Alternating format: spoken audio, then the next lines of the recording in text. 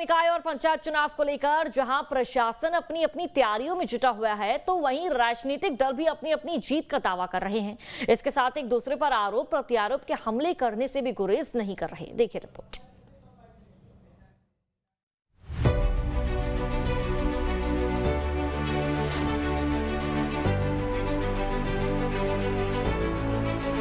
राज्य निर्वाचन आयोग ने निकाय और पंचायत चुनाव की तारीखों का ऐलान कर दिया है। राज्य निर्वाचन आयुक्त अजय सिंह ने प्रेस वार्ता के जरिए जैसे ही चुनाव की तारीखों का ऐलान किया, वैसे ही प्रदेश में आचार संहिता प्रभावशाली हो गई।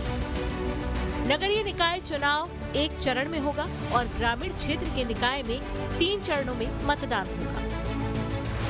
मतदान 3 चरणों में होगा। पंचायतों में 17 फरवरी, 20 फरवरी और 23 फरवरी, इन 3 तिथियों में 3 चरणों में मतदान होगा। और मतगणना ग्रामीण क्षेत्रों में कुछ जो होता है काउंटिंग, वो मतदान केंद्र पर होगा और उसके बाद फिर उसकी टैबुलेशन जो ब्लॉक हेडक्वार्टर में होगा। तो मतदान केंद्र में मतगणना होगी वो 17 फरवरी, 20 फरवरी और 23 फरवरी, मतलब जिस दिन मतदान होगा उसी दिन मतगणना वहाँ पर हो जाएगी। लेकिन उसका टैबुलेशन 18, 21 और 24 फरवरी को किया जाएगा। प्रदेश में कुल 184 निकाय हैं, 14 नगर निगम, 48 नगर पालिका परिषद और 122 नगर पंचायत है। नगर निगम के चुनाव ईवीएम से होंगे। पंचायत चुनाव के लिए मतदान मतपेटी के माध्यम से होगा।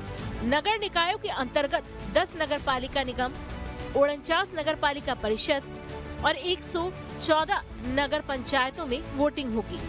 नगर पालिकाओं के आम निर्वाचन में 22,05,025 पुरुष मतदाता हैं, 22,73,232 महिला निर्वाचक हैं और अन्य 515 निर्वाचक हैं। कुल मिलाकर प्रदेश में 44,74,269 मतदाता हैं।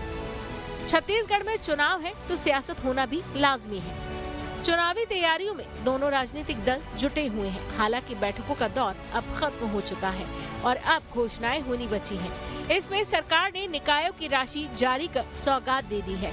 वहीं कांग्रेस अपने घोषणा पत्र पर काम कर रही है। हालांकि कांग्रेस ने चुनाव परिणाम को साथ जारी करने की मांग की है, क्योंकि कांग्रेस का कहना है कि नगरीय निकाय का परिणाम पहले घोषित करेंगे तो पंचायत चुनाव का परिणाम प्रभावित होगा। पीसीसी चीफ दीपक बैज ने सवाल उठाते हुए पूछा है कि जब सरकार 1 नेशन 1 इलेक्शन का दावा करती है तो परिणाम अलग अलग क्यों आने वाले हैं? आचार संहिता आप एक साथ लगाते हैं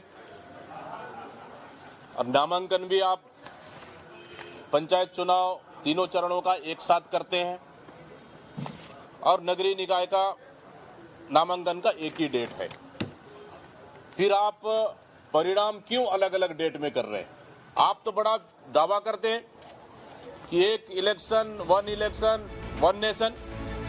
तो वहीं प्रदेश के मुखिया विष्णुदेव साय का कहना है कि राज्य सरकार ने हर वर्ग के लिए काम किया है। दोनों चुनाव बड़े ही अच्छे से जीतेंगे। मोदी की गारंटी को पूरा करने का काम सरकार ने किया है। रायपुर दक्षिण उपचुनाव में जनता ने विश्वास जताया है। दोनों चुनाव बहुत अच्छे से जीतेंगे, नगरीय निकाय का चुनाव भी और त्रिस्तरीय पंचायती राज का चुनाव भी, क्योंकि 13 महीने में जो हमारी सरकार ने छत्तीसगढ़ के 3 करोड़ जनता के लिए काम किया है, हर वर्ग के लिए काम किया है, मोदी की गारंटी को पूरा किए हैं। और जिस तरह से हम लोगों को रायपुर दक्षिण विधानसभा के उपचुनाव में भी सफलता मिली है, तो मुझे पूरा विश्वास है कि छत्तीसगढ़ की जनता का भरपूर आशीर्वाद हमारी पार्टी को मिलेगा।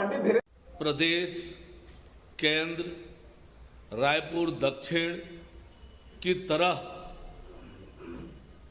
नगरीय निकायों में भी राज्य की जनता कमल खिलाए। जहां राजनीतिक दल इन चुनाव की तैयारियों में जुटे हैं, तो वहीं अब ईवीएम को लेकर भी सियासत शुरू हो गई है। बहरहाल देखना होगा कि शहरी और ग्रामीण सत्ता पर किसका वर्चस्व होता है। टीम न्यूज स्टेट के लिए अंकुश शर्मा की रिपोर्ट। खंडवा में कोरोना काल में जान